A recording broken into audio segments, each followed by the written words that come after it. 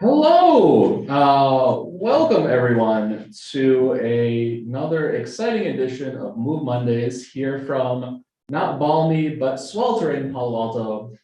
Apparently I'm using the word balmy wrong. It is in fact very hot here in Palo Alto. Before we get started, I'd like to talk a little bit about the exciting career opportunities that Aptos Labs offers while we wait for people to trickle in. So aptoslabs.com/careers is where you go, and there are a wide variety of opportunities. aptoslabs.com/careers. Please tell your wife, your wife's boyfriend, your grandma, grandma's boyfriend. Your grandma's boyfriend.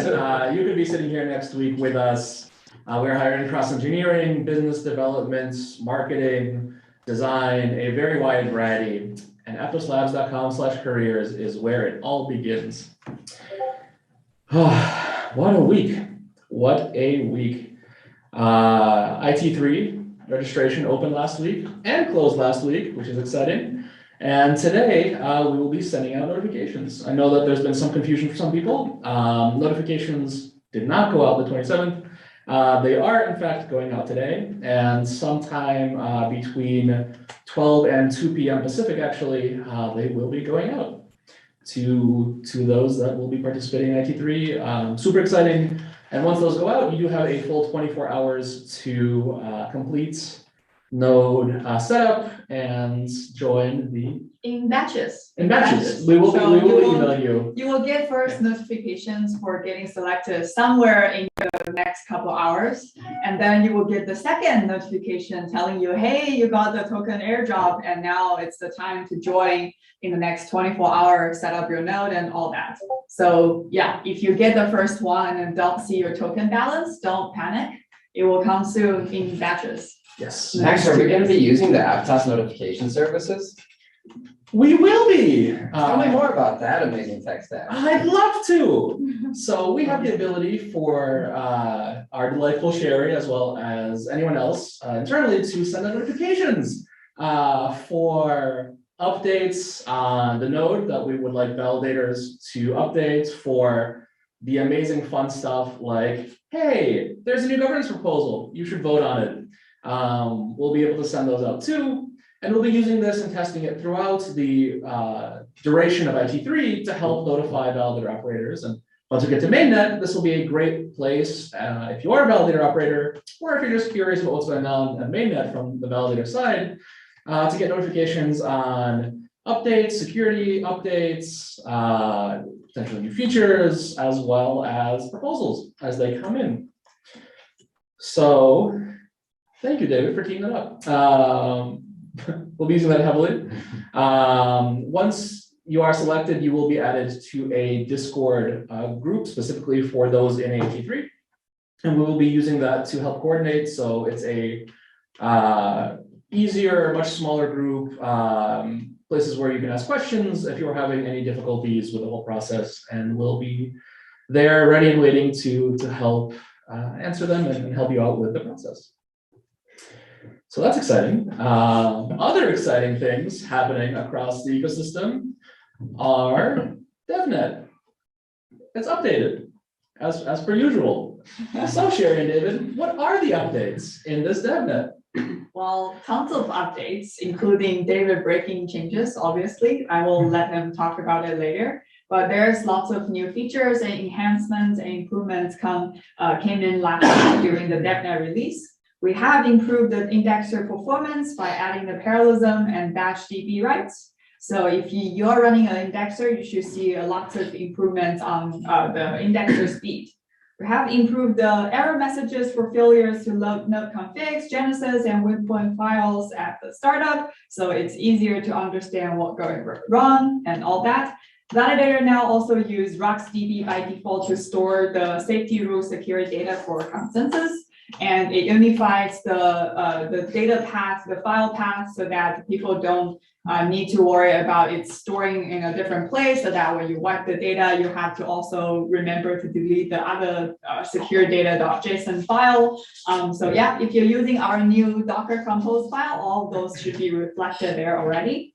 And there's performance improvements for the state sync under heavy load, so that it can catch up much faster right now. Data compression has been applied to the mempool messages. Hopefully during AIT3, we should see much less network bandwidth usage nodes communicating to each other.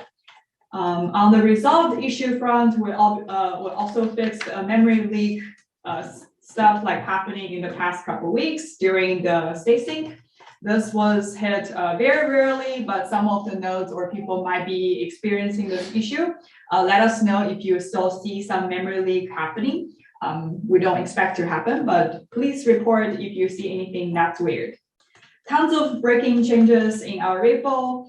We have refactored our Helm chart a little bit for loading the node configs to make it easy for people to define entire configuration for their node, both on the validator or full node. So if you wanted to run different customization of the node, you can do that more easily now.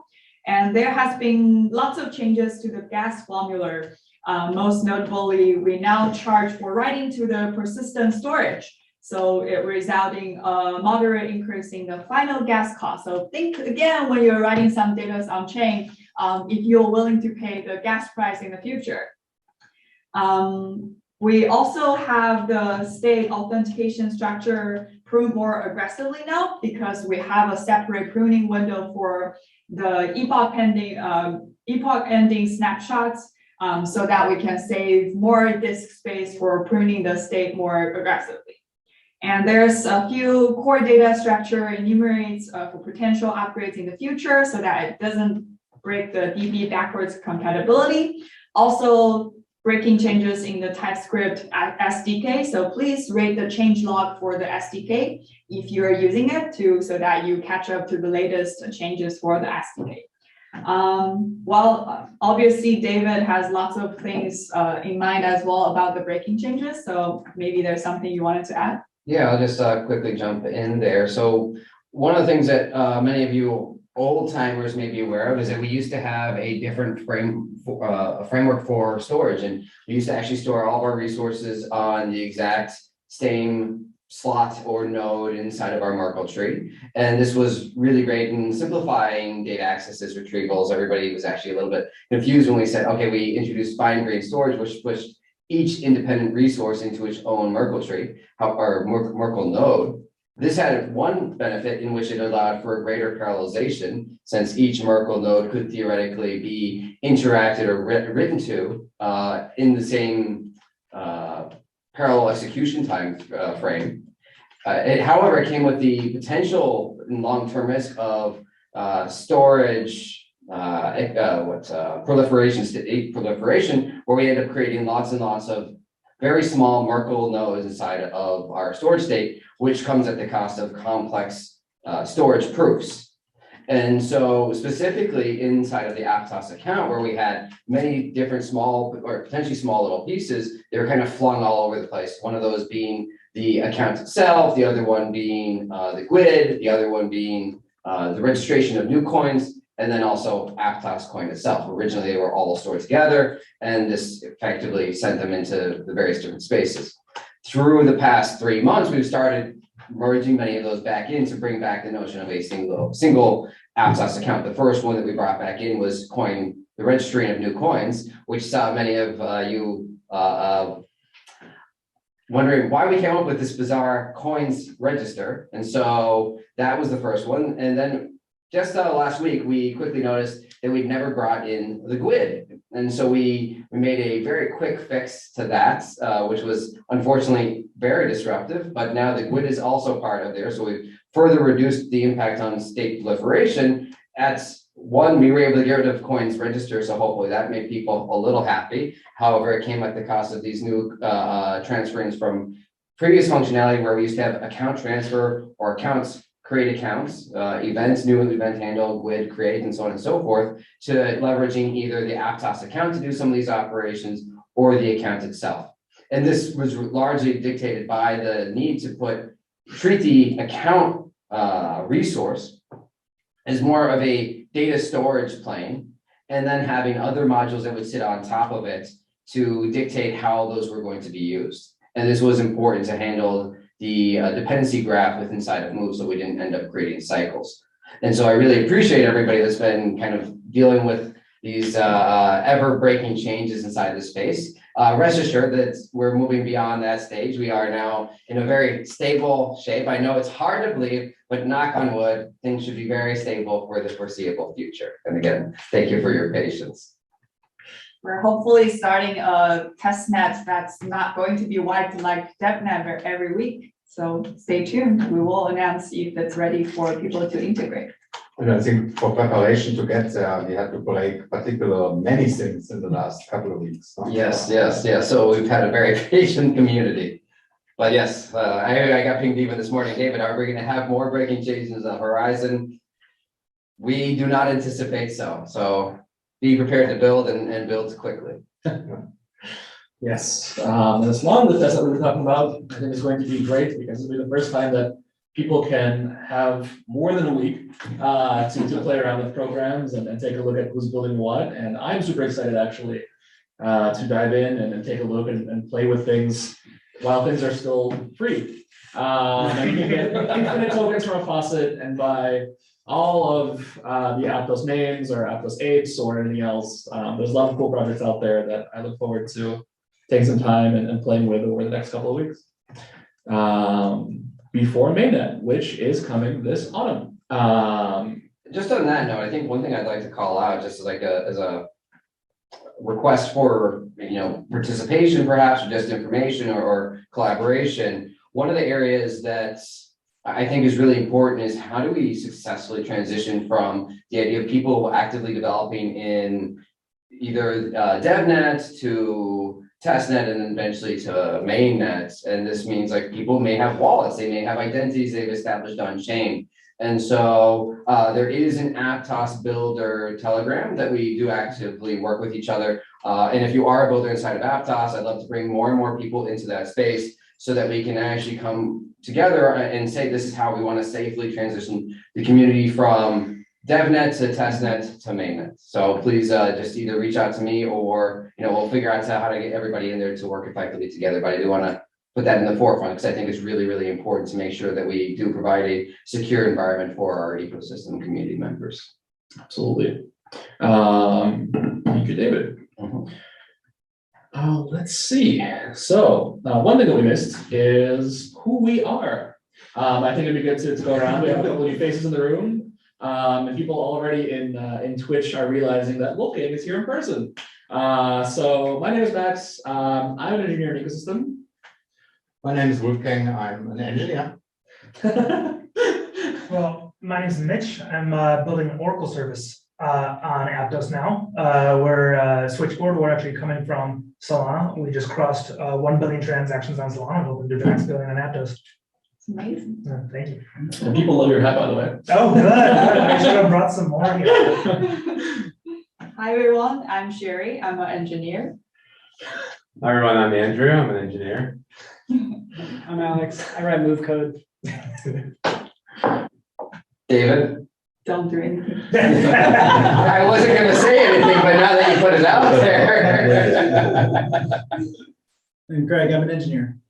Okay. I think before next week, I'll work with Ariana to get a marketing approved summary of who we are and what we do. But yes, there are lots of people building in this room. And all of us have names, I think is the summary of what just happened. Next up, we have, now that you know his name, Wolfgang, talking about modules, upgrades, and compatibility checks. So I actually want to show you some stuff. Let me see. Will I get it here? Oh, okay. All right, I think you can see that. Yeah, so I just want to talk a little bit about module upgrade. So you know that this working on this upgrading is now going on since a couple of weeks, and pieces were coming in, and sometimes stuff was broken, and stuff is still broken, by the way. So right now, module publishing generally doesn't work, unfortunately, for the TS TypeScript SDK, but only via the Aptos CLI. We will fix this soon. But part of that part, we are mostly feature complete. I will say at the end what mostly means. And I think it's time to give you an idea how that works. And there is documentation If you go into the Aptos documentation side, in the guides, in the move guides, you see something about upgrading about move code. We can't read this all right now, but I just want to quickly go over some key aspects here. So how does it work? So in your move.toml file, there is a new field in the package section where you can say what upgrade policy this particular package has. And upgrade policy determines how you can upgrade codes for this particular package. The default, if you don't say anything there, is compatible, which means you can upgrade your package as long as the new package is downwards compatible or backwards compatible with the old package. And again, I will say a little bit more about what that means in a second, but this is basically the idea. So we can upgrade code, but there is a policy which restricts how you can upgrade code. And this policy is checked when the transaction for code publishing is executed. So it's not, you cannot really work around the policy. It's not offline in the compiler or anything like this. It's actually on the chain. Yeah, currently we have 3 of those upgrade policies. The compatible, which is really the most important one I just mentioned.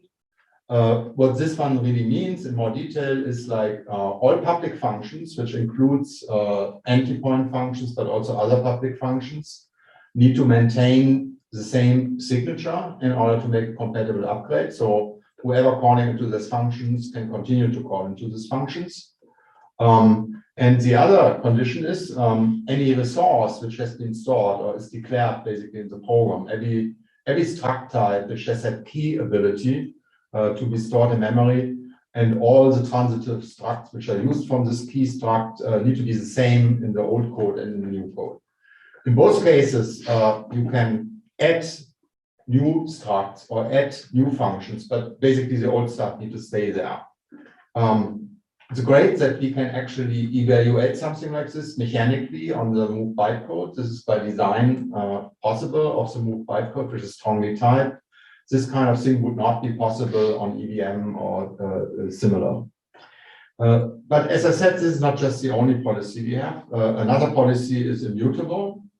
If you declare a package as immutable, it can basically never be upgraded. And why do you want to do this? Well, I mean, when you look at this entire business of packages, you have to look actually at 2 different parties. On the one hand, there's a guy who writes the package and offers it maybe to someone else. And then there is the entity or the person which consumes the package. No?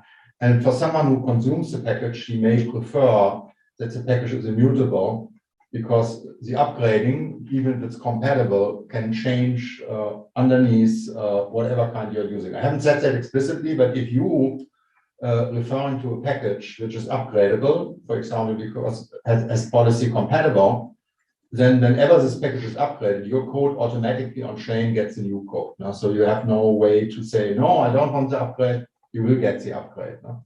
But if the package is immutable, this won't happen. Because this package can never be upgraded. And then we have a third category, which is a little bit experimental. It's called arbitrary. So you can do what you want, but you can only do it inside of your own account, with your own packages. So you cannot share these packages with some other packages on the chain. But that might be useful, you know, for experimentation, if you want to quickly iterate or develop locally just for yourself a couple of packages, declare them as arbitrary regarding the upgrade policy, and no, it's your responsibility that things continue to work. But because you don't want to create a risk for someone, we are not allowing to share these packages to other accounts. I want to close with this. One thing which you need to understand here, this upgradability, actually we have quite a bit of headache with making this happen, because indeed there are security concerns here. Huh? And the security concern is basically a malicious upgrade. So you are referring to some package, and somehow the guy who wrote this package is whatever, doesn't like you anymore, or doesn't like the world anymore, and now he suddenly aborts from every single function in your package, and now upgraded, and your contract doesn't work anymore. So there is risk here. Huh? So if you depend on a package on chain, which is declared to be upgradable, we are compatible, and you can see this in the package metadata, then you need to really be sure who has published this package. In the case of the Aptos framework, is a good example. The Aptos framework is an upgradable compatible package or a set of such packages. There is the Aptos governance, which actually controls when this packages are upgraded. There is no single entity, no person, there is a vote and so on with Aptos governance. So this is relatively safe. And we hope if you build your own packages on chain, you develop similar ways to upgrade code to keep it safe. Because as said, it's a well-known attack vector also on other blockchains. On EVM, by the way, everything is by default immutable, but then there are added these proxies. So you basically have everything arbitrary on EVM, and it's a known attack vector on EVM. And you want to minimize that on Aptos as much as you can. Yeah, so there's more here written. So I'm welcome to take a look or encourage you to take a look at some new documentation. And we'll also have ask questions on Twitch. Yes. Thank Twitch if you're watching there, or alternatively if you want, and you're not watching there or don't have a Twitch account, you can always drop them into our Move Language channel in Discord. Yeah, and we'll be going through those at the end. But before we get to the end, what we have is Switchboard. Awesome. Yeah, no, great to be here. Yeah, well, cool. I'll just hand it off here. Well, anyways, Switchboard's coming to Aptos, and it's actually going to be a really, really powerful tool. The Switchboard's kind of a unique Oracle service in which anyone who wants to bring data on chain actually owns their own data feed. And what we mean by this is that you are actually the one who chooses the sources for your data feed. You create your own index and can map multiple sources off chain to a single data feed on chain. And if you trust, let's say, Binance 5 times more than, let's say, KuCoin, because the volume's some multiple greater, you can actually weight the sources, and you can actually choose the redundancy level too of your data feed. So if you want to have make sure your data feed's resistant to 5 malicious actors, you can make sure you have at least 10 Oracle valid responses that respond in a certain multiple of the standard deviation, reply on chain before we actually reflect a new answer to your module that's consuming the data feed. And something that's really cool about Aptos is that all data is owned by the program rather than Solana. All accounts are publicly readable. If you want to, let's say, charge for your data somehow, you can actually set a price that it takes to read this data feed. So you have complete ownership over this data that you're publishing on Aptos. And it's going to be a very powerful tool that we are just making a flat generic to bring any type of quantitative data on chain. And another very cool thing is if you want to do something more than quantitative data, like a arbitrary buffer, let's say a response, let's say all the sports games happening for the 2022 season for NBA, you can bring that list on chain, and we have another consensus mechanism that you might know of called Levenshtein distances, which it's computed, it's an n-squared solution, so it could be a lot of gas. But if you are going to do this less frequently and you can spare that expense, we do have mechanisms for any type of data. So this is all going to be coming on chain. We are going to be sponsoring a set of data feeds ourselves and are actually going to be releasing a Devnet module for people to start playing with this Thursday. So we're very happy that there's going to be a lot less upgrades for us to do these weekly upgrades to the weekly restarts. And we're going to be around to answer any questions. And also we're going to, if you join the Switchboard chat, we're doing another AMA on the 31st to help people get started at Aptos and really get the ball moving, if you want to be a big little pony here. But yeah, we'll be around, just ping us in Discord, and we are love Aptos. We're working closely with those guys, and I'm going to be crashing their office as much as I can, so I'll be around. Fantastic. And for those that aren't necessarily sure what Oracle does, what are some use cases, for example, that people might use? Yeah, if you want to get any arbitrary data that might not be available on chain, let's say data about the stock market, about any sexes, you need that price because they might have higher liquidity than anything on chain. We make an avenue to actually support that and pull that on chain in a very high integrity manner. And we do this in a permissionless way. So if you want to make your own data feed, you can make it and we auto assign you oracles that will actually go fetch the data. You don't have to go through any middleman or do any BD deals to get this data. If there's a public REST API or any public service, even on-chain data, we make an entire schema that all of our oracles advertise the version of the schema that they follow, and you can make an entire job description of what you want the oracles to do when fetching the data. And we're actually a data pull model. So let's say you want some data updated every 5 seconds. Every 5 seconds, we have an automated transaction scheduling framework that we built for our Oracle service. And it will trigger the oracles to go update and go look at all the sources, pull it back on chain, and make sure that at least 5 of them or 10 of them, whatever you want to specify, have resulted in a valid answer. And we'll take a weighted median of those answers based off Oracle stake in the Oracle framework. So it's really a generic way to pull any type of information on chain. And we do a lot of transactions. It's mostly used for areas of DeFi. As you can imagine, getting prices has been a very common case, or prediction markets. Handling results of any type of platform of events that might happen in the future. And we run about 5% of Solana's traffic as of today, and it's really user-based. People can go make their own data feeds. And if you go on our application on app.switchboard.xyz, you don't even have to know how to code to make a data feed. We offer a drag and drop utility for building these data feeds. We do a number of different task types for fetching different types of data. Wow. Yeah. That's really powerful. Yeah, check it out. So one of the things I'm kind of curious about, and apologies, this might be a little political, but I'll try my best to walk that fine line. Yeah. So one of the things, I know other blockchains have a notion of time on them. Yes. And, I've been programming with oracles myself, but I got to imagine there's a certain element of like timeliness when you're looking at Oracle data. Yes, definitely. Aptos was built from the ground up to actually demand the time is Yes. very close to real time. Yeah. Can you just walk me through a little bit about how you've seen oracles developed or leveraged, Yeah. and how important it is for time to actually Definitely. be sensible? Definitely. So yeah, as you can imagine, data staleness Yeah. is an incredibly important factor when dealing with data feeds, because in any DeFi market, if you want to decide any borrower lending rates, if you're dealing with an outdated rate, someone can really take advantage of that system. So what we try to do is we actually take the timestamp whenever somebody initiates a new, we call it round, for oracles to pull data on chain. And that kind of guarantees that any data that the oracles are actually pulling are not older than that specific timestamp when that data started. So people can actually check the timestamp of when this call was initiated off chain versus when they're ingesting the data.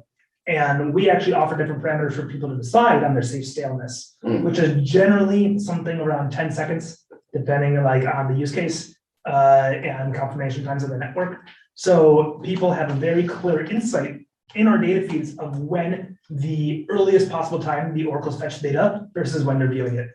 So having time on chain is very important for understanding data staleness. Yeah. And especially during network degradation times where it might be hard to get a transaction through, which, it happens. It's going to happen on every chain. As these chains get faster, and, on Bullshark, I think was saying 50 nodes support 150,000 TPS now.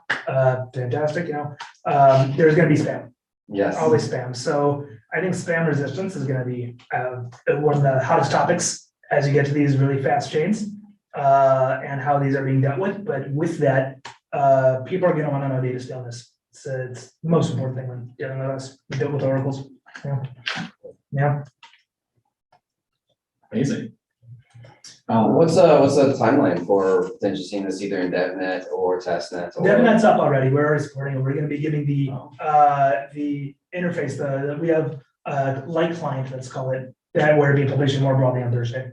Oh, that's exciting. Yeah. So yeah, we're going to be answering questions about it on the 31st in our Discord, and just happy to help people build. Oh, okay. Yeah. That makes sense. Yeah. That's super cool. I shared a link to the app that's Switchboard XYZ, and I will share a link to your Discord as well, so that Awesome. Thank people you. are in there and people are ready to for the 31st. Yeah. Thank you. Super exciting. Now we know when to say when oracles. Now we know it's Yeah. Fantastic. In terms of building on Move, is there anything, how's that experience been? It's something that, we're always curious about. I like that it's opinionated because I think I don't, the hardest part about any language is reading the bad code. So when you have very rigid demands, I guess, from the language, it leads to very consistent formats. And I think the more readable a language is overall is going to be the best part of, just having a good standard, a good bar to set. So, I mean, generally when we are dealing with our modules, we just kind of make getters and setters for every single type of field that we have in there to, keep the data local. And as you can imagine, we actually keep history on chain for a lot of our data feeds. So we have, some accounts, some addresses we list in Solana that are up to 10 megabytes, and we don't want to be copying that every single time we're moving that in and out of the module. So That's a lot. yeah. Well, yeah, I mean, it's as big as people want. Like the TWAPs are, one of the highest demanded features of this in Solana. So we'll do the same logic there, same logic in Aptos. Exciting. Are there any rough spots that you run into? We We also want to know yeah, the good and the bad. because that was pretty Yeah, good. yeah, so. Be honest, please. We're looking for this just critical. Yeah, so Albert, who is joining on the call here, has done most of the actual implementation for our Aptos infrastructure. But one thing that's been reflected is that when another module has a dependency that's not the same version as yours, the linking gets a little bit difficult. So having a version range might be something useful in the future if that's acceptable. But Albert, if you have any more to say, please go for it. Yeah, no, it's been pretty smooth, I think, for on our end for porting things over. Most of the logic from Solana, but learning the constraints of Move have been somewhat challenging. Definitely creating a number types and decimal type was a little bit of a challenge. Optimizing for gas there, things like that are that don't exist yet because they're very early. Have been a little challenging to get around. But broadly speaking, it's been pretty simple. Obviously every breaking change on the CLI is did I break something? Was it somebody else? I don't know, but generally pretty good. And also when U256, Yes. Or when I256. Oh, Yeah, and now we're talking. No. Yeah. Oh, Yeah. fantastic. Oh, thank you. Thanks so much for presenting. Yeah, no, of course. I don't know if anyone else has any other questions. Otherwise, we can move to questions from the audience.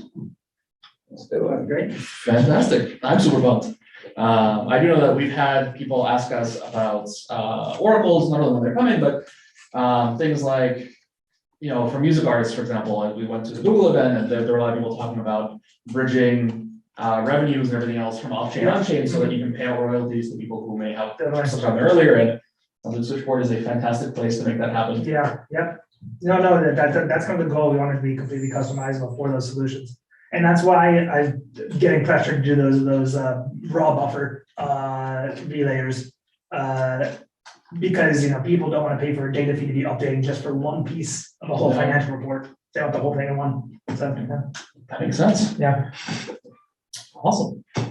So, questions from our community. Actually, before we go there, I just want to do a quick call out. I don't spend as much time on Discord as I would like to. I don't think any of us do, but there is one individual out there who, not being part of the Apptass labs, who's always there, doing justice for the community. I just want to say, Magnum 6, you are our hero.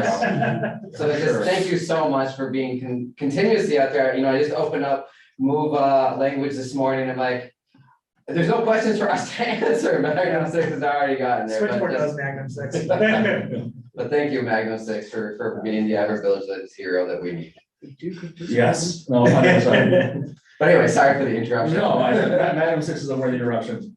Absolutely. I mean, I think the first tutorials taught a bunch of us here a bunch of things as well. So thank you from the bottom of all of our hearts, literally. You do good. You do a lot of it. So thank you. Yeah. Community. The questions that Magnum 6 has not quite gotten around to answering yet, although I'm sure given time he would have. quick question I can answer real quick. When is the selection? Selection will happen today between noon and 2 p.m. Pacific. And you should be getting emails shortly during that time with more instructions. And I see that Wolfgang answered. So one of the questions was, is there going to be a mechanism to publish the actual readable code on chain so that users can actually review what the changes may have been and take a look at whether they want to work with, continue working with these packages? And the answer, the Wolfgang answer So was, I actually didn't say this when I talked earlier about upgrading because it's not directly related to upgrading, but as part of this work, also there is the option to upload multiple aspects of your source code and other aspects like position maps and error maps up to chain. And that is also implemented. But it's an option which the publisher of the package can choose. There is an option in the CLI included artifacts. You can specify nothing or the essential stuff or everything. And when you have the essential stuff or everything specified, then basically also the source is uploaded to chain. And now it's actually possible, there's a command download in the CLI to download the entire package or to refer to it, so that you can compile against it. So that's possible, but to be honest here with the question, what we still haven't figured out is someone can cheat. No? So someone can upload a package there and the bytecode is there, but the source is not actually the bytecode fitting to the source, or the source fitting to that bytecode. So we need to have a verification mechanism, which we are still thinking about now. So you cannot basically trust this at this moment. Unless you trust the entity. So I think again, I want to repeat that whenever I say something like this, is very important that when you refer to someone else's code, you know who that is, and you can actually trust those organizations or those people, which are that's really the essence of making this stuff safe. No? But we're still trying whatever we can in order to verify as much as we can to prevent any kind of this faking. Yeah, so we will keep you up to date how complete we are to this end. But right now we don't do this verification. so when in doubt, compile from source, verify yourself. Bless you. Max, can we talk a little bit about reputational awareness that we might be building into the community platform, or is that too early for that topic? Too early. It's too early. I mean, I think we can talk a little bit about. We're looking into additional avenues to provide reputational awareness, so that in the event of basically using data across the chain from various users provided willingly and under discretion to help kind of protect people, right? And so if you look at Etherscan, for example, the only real way to know if a contract is a real NFT contract or if it's a scam contract is you go to the comments and see how many people are angry at the contract. We'd like to have something a little bit more formal, which is what David was mentioning is reputation based. And so we'd really love to, if you get scammed, be able to say so directly within a wallet or via DApp or something else. And over time, or very quickly potentially, we can start showing warnings that, hey, users have interacted with this contract and reported that it's not necessarily honest or something else.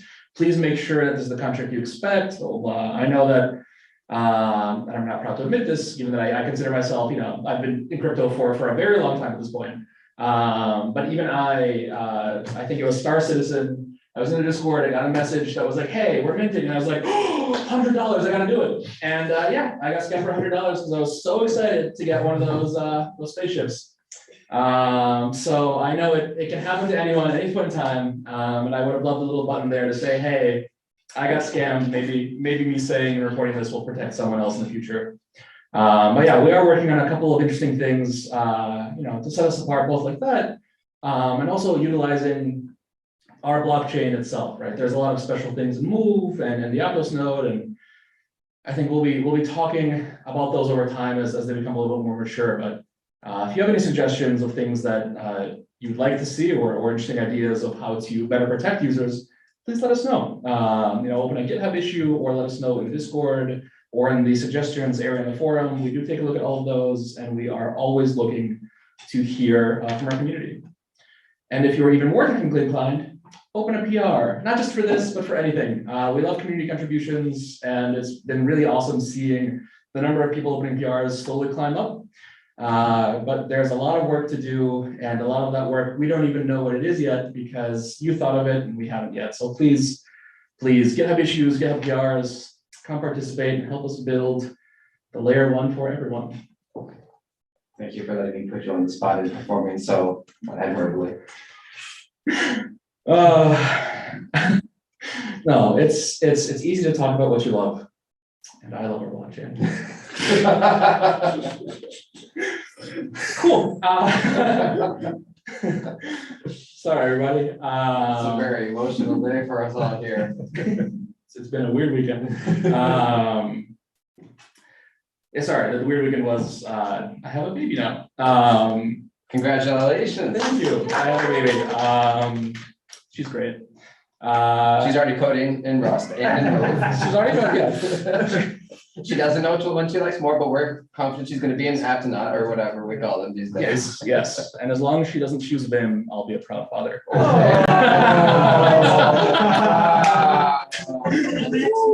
I am neither. I fully believe in IDEs.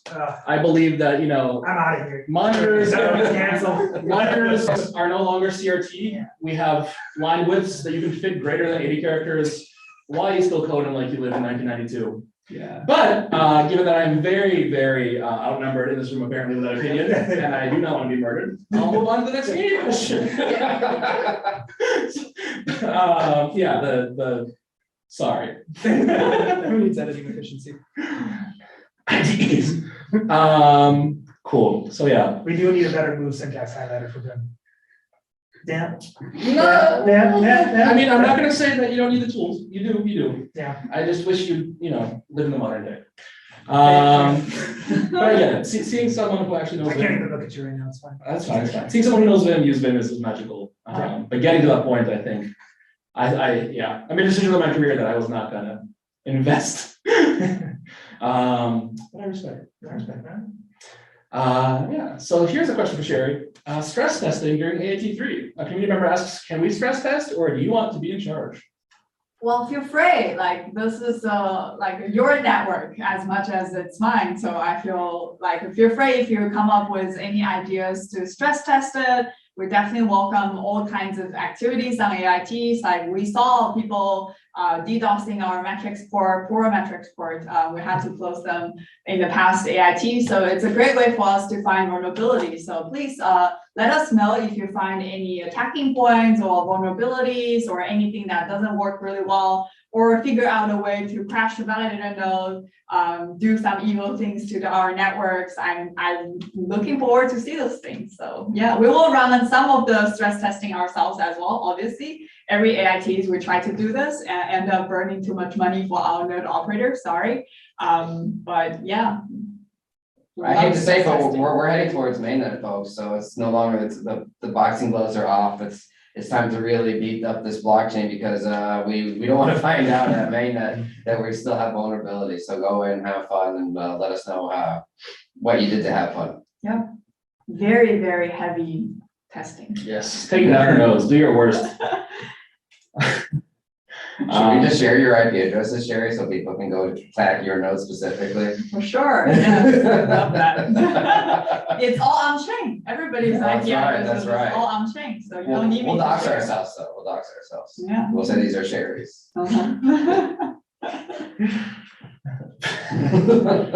You should see like all the nodes in Genesis. That's like a high likely, that's us. And then high stakes or whatever, that's us. And then whoever made proposals, probably us. So yeah, attack those. Yes, it's going to be a very expensive AWS bill, but I look forward to seeing it. So here's a question for Andrew, who's here representing Wallet. When can we expect browsers other than Chrome to be supported? Oh, that's definitely in our roadmap. I think for mainnet launch, we're focusing on making it as functional and secure as possible for Chrome. But after that, hopefully it's a fast follow-up. Fantastic. So soon. Soon, yes. In terms of dApps, both wallet interaction and otherwise, we do have a TypeScript SDK. Someone's asking, can they also use JavaScript? I think this is, in a way, a question for Webpack and other things more than anything, but there's nothing stopping you. I think we would highly recommend using TypeScript just because it's a significantly safer language to use than JavaScript. But if you want to build in JavaScript, I know that I've, for quick throwaway things, have taken our SDK, put Webpack in there to convert it to JavaScript, and then embedded that in the next HTML and went on to prototype. So it's doable. There's also some examples in the code base that actually do use JavaScript. I haven't dug into those. Maybe they are using the Webpack approach or some other magic. It's doable. But again, I highly would recommend trying to use TypeScript whenever possible.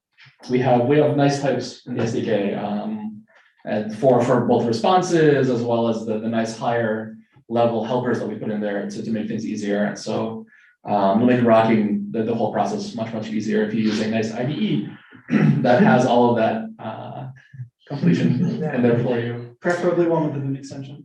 I think Hippo Labs made the move to TS, so they make interfaces for your key store types, right? Yeah. Yep. So we still have to incorporate that, but we love that. We love Hippo. Hippo's cool. Yeah. Hippo's very cool. Cool.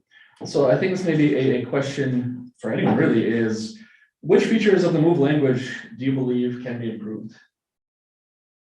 Move is a young language, right? But you can improve in the Move language? Yes. Tons of things. So like I think I said this before here. So Move is a relatively young language, and at this point it has basically only the essential features. I'll just give you a very simple example. There is no for each loop. No? So every language has for X in something or what. No? So you have to do this while loop, and you have to initialize the index and whatever. So it's like a really it's a pretty. There are lots of things we want to do, and the Move language partner team, which is not just Aptos, as you know, but also other people, particularly Sui and but also Starcoin and people who's using Move, has actually come up with a long list of things which they want to do and has discussed them, and they are all agreed upon. But the time to implement them hasn't been found yet, so to say, because we are working towards Mainnet here, as you know. Other people also working towards their Mainnet, so we haven't invested that much in the language itself. But I'm pretty optimistic that once we are in Mainnet, that will change. And we can easily extend the language, make it more convenient without any breaking change for anybody over the next half year or so. Expect something more is coming there. I would add to the ability to store references inside of ephemeral structs that have the drop capability. I know the dockside said that might be coming later, but that's an interesting aspect. No? So as long as this guy doesn't have a store ability, the ability system, by the way, was added late to Move, and I think it's a pretty cool stuff. This enables to do this kind of things. And before you couldn't do that without abilities, but now you can really see this is something which is never being in storage, so there can be a reference inside. Yeah. That's not one thing which we agreed upon yet in the language community partner meeting, but an interesting aspect. So I should bring that up. like an option of mutable reference or something. Yeah. Interesting. Thank you for the question. Does anyone else have anything else while any other features anyone else wants to see? I know for loops is definitely a high list. I guess I can say, I really love traits or any kind of dynamic typing. I know that one is definitely not coming soon and is very contentious. But maybe something a little bit more modest would be specialization on generics. There you go. Yeah, I mean, I'm wondering if you say traits, why don't we then use just Rust? Because it's less safe than Move. I mean, Because then we couldn't say we're using Move. I mean, I'm just saying that it's an interesting question because so Move tries to be simple and for not necessarily people which for programming is all what they do all the time. Rust is a very nice language, but a very complicated language and hard to use. No? And that is a little bit our balancing. So between Move and Rust, no? So we can add features to Move, but we don't want to make it too complicated. as a language. Oh, and enums. Enums would be Yes. nice. That'd be great. Yeah. I like the language hacks around enums. But right now. yeah, I can completely say more things that are interesting. U256, everybody wants this. Global constant came up again. You can't declare a public constant. This is unbelievable. But yeah, and what was it for each loop I already mentioned? You can't have recursive data structures. I don't know whether you figured that already. So you can have can't have a structure which is then recursive, like you want to define a list or so. So I tried to define the other day an ABI type in Move. And for representing our ABIs in Move, it's not possible because there is no recursive type. And can we do a no? Enum types, and header match.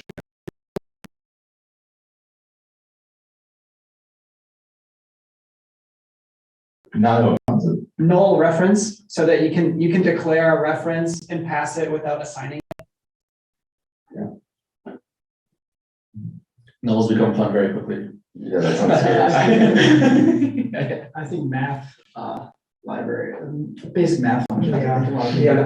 I wonder whether we should make a list of that and then ask the community to tell us what is the most important for them. That sounds Because we fantastic. probably we cannot do it all at once. We have to go, one by one. And just getting random issues isn't gonna actually scale up. It'd be actually good to have a roadmap, a plan where people can also comment as things develop. No. We have this fun thing as a forum. Suggestions. Yeah. Forum that Apptos.com, and we can build a similar one for Move, basically, where you can add suggestions and people can vote on them and hear from our community about what features in Move you'd like to see. So thank you for asking this question. It's led to a lot of fun discussion and a plan forward. So a question, when will Switchboard be able to supply verified randomness on Apptos? Oh, yes, we've gotten this one a lot. So yeah, we have a VRF on Solana. For those of you who don't know, a VRF is a way to deliver randomness on a blockchain when people actually have to come to consensus on randomness, things that are kind of difficult. A way to get around this is actually to have one party who has a secret key and public key, and another party that is actually producing a seed that could not be predicted by the party with the actual secret key. And by those two parties actually contributing to this randomness, you know that the party making the seed could not have known the output because they don't have access to the secret, and nobody can actually influence this randomness once that seed and oracle that is forming the randomness have been chosen. We want to build the same thing on Aptos. We actually had to fork the $25519 library for building that on Solana. So it might take a little time for us to do something similar on Aptos, but this is something that we are talking to the team proper with, and we're going to be working together on bringing this over. So I can't give a timeline, but people can always ask when VRF in our Discord. Awesome. I know that we've even way before we've been getting that question for months. Yeah. And someone in Twitch just asks when we are out. So Yeah. there you go. There we go. Fantastic. So there is a very large question, a very long one about pass by mutable reference within a loop. I don't know if that was you perchance. It was. There's a simpler version that follows that, and we don't have to do it right here if you don't want. Okay. 4 minutes remain. I might say let's punt. Yeah. So we will definitely access that. It's a very good question. It's just a very deep, specific question. I am curious to the answer myself, but I don't think we'll be able to explain it and answer it sufficiently in 4 minutes. But to that end, if anyone else has any other questions, please feel free to let us know Twitch or otherwise. If we missed any, let us know again. Anything related to engineering, Move, we have one of the creators here with us, Wolfgang, the eminent Wolfgang. Fantastic to have him in the office with us. Yeah, otherwise we can end it a few minutes early. There was a quick question on the type form, just want to call out here about developing NFT projects without knowing any coding. We actually designed our NFT contracts so that you can just use the CLI or other tooling so you can simply go and mint NFTs quite easily. Many of the wallets actually out there actually support minting directly from within the wallet itself. So it's a pretty awesome, easy, convenient experience. Yep, if you want to try it on Petra, you can go ahead. We have a collectibles tab where you can mint a new collectible right on the wallet. I know that marketplaces and, you know, others as they mature will also have support for similar to OpenSea, where you don't need to know any coding. They'll help walk you through the whole process, teach you a little bit about immutable storage, what decentralized storage looks like, take you some options, etc. So all of that is coming soon. And I just want to call out that next Monday is actually Labor Day.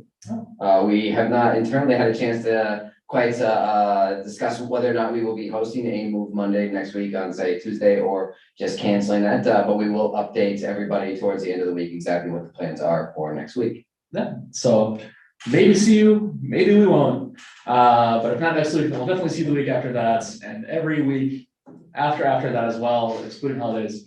So thank you, everyone. That'll be it for us here from sweltering Palo Alto. Thank you for coming on. See you next week. Hope you have, or the week after, and hope you have a great weekend. Bye bye, everybody. Goodbye. See you. Bye.